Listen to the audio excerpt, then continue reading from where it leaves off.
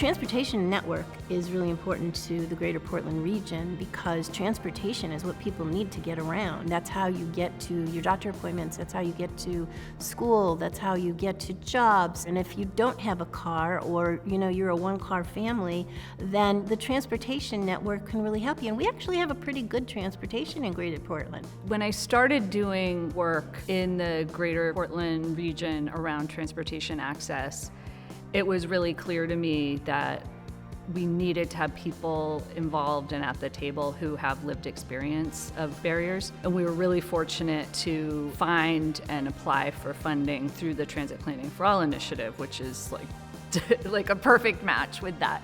The Community Transportation Leaders Program was a part of a larger effort by GPCOG and PACS to advance the inclusion of underrepresented communities in transportation planning and decision making. And in this context is people of color, people with limited English proficiency, older adults, people with disabilities, and people who have traditionally lacked representation in transportation planning. So the Community Transportation Leaders Program has three components. One is focusing on helping people with lived experience of barriers to gain the skills and the knowledge they need to have an impact on transportation decisions.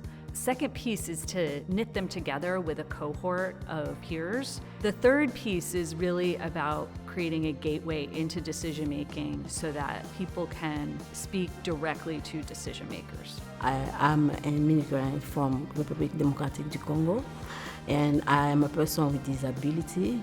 I started to advocate about public transportation because I have a transportation barrier. Going out, it was a challenge because I'm not driving. I was dependent on the people for grocery, for English school, doctor appointment, for everything. Decision used to be made from the top down, and most of the time people who make those decisions don't use public transportation.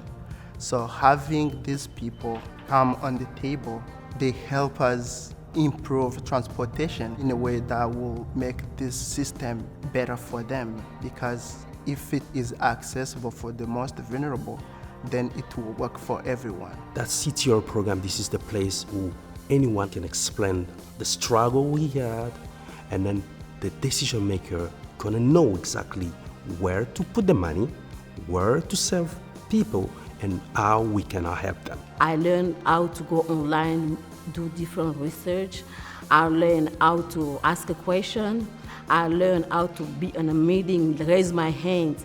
We've seen the power of including these community members and the impact that they can make.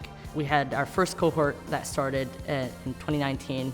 Now we are with our second cohort. From the get-go, decision makers are reaching out to us saying, we want to get community transportation leaders involved. Our committee from the first cohort, I was very surprised how good they were.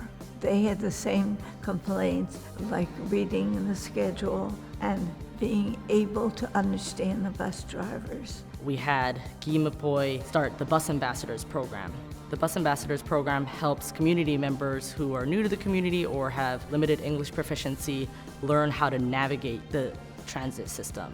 The goal with Bus Ambassador, we want those persons to live freely, to do everything by their own. They can go to their doctor appointment, they can go to school. Underrepresented communities, they have experience, they have knowledge. This is something that we need as planners. I think we've accomplished a lot since the beginning. They're more open than they were, because they want to hear from us. We are the part of the community. I want to encourage everybody to include everybody, because our voice are also important like anybody.